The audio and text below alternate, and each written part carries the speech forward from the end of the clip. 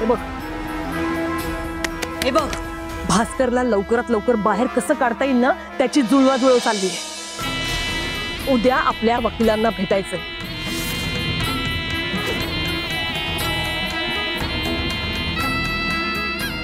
मुजुमदारांच्या घरातले वाघ असे पिंजऱ्यात अडकून नाही बसणार आणि मुळात मी त्यांना राहूच नाही देणार।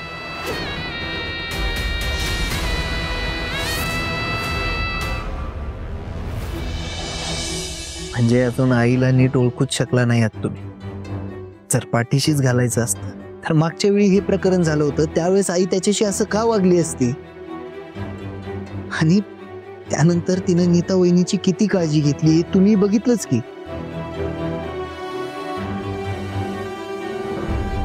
असो, आता तुम्हाला सांगून काय उपयोग,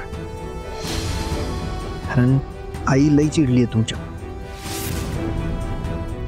सगळं प्रकरण पोलिसांकडे गेलं आणि ते अख्ख्या गावभर झालं, त्यामुळे मुजुमदारांबद्दल लोक काय काय बोलतायत आणि आई काही सहन करू शकते,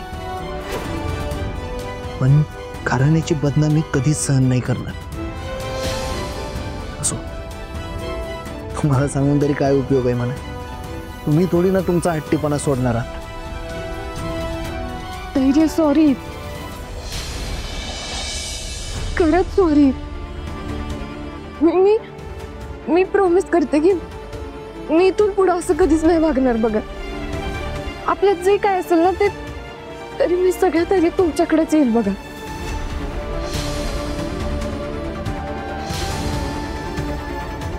आपल्या दोघांमध्ये अशी कुठलीच गोष्ट न सांगता ठेवणार नाही, प्रॉमिस।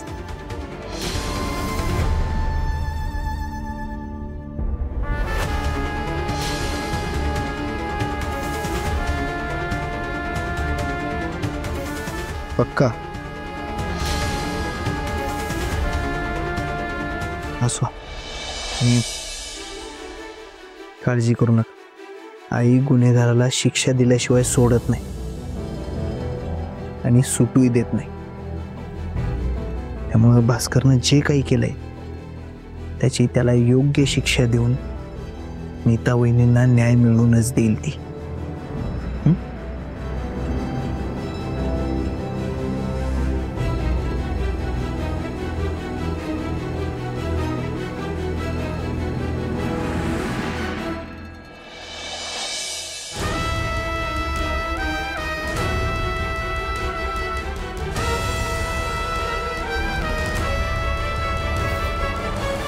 शिक्षा जशी ती तुझ्या चुकांची तुला देणारच आहे।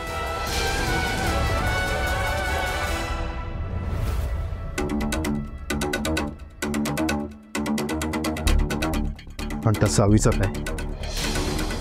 सेवय अजून किती दिवस आपल्या डोक्यावर नसणार आहे? धीरधार